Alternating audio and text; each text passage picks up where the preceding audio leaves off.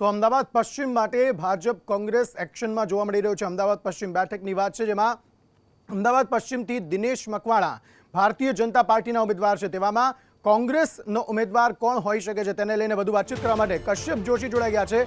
કશ્યપ, કોંગ્રેસનો ઉમેદવાર કોણ હોઈ શકે છે આ બેઠક પરથી?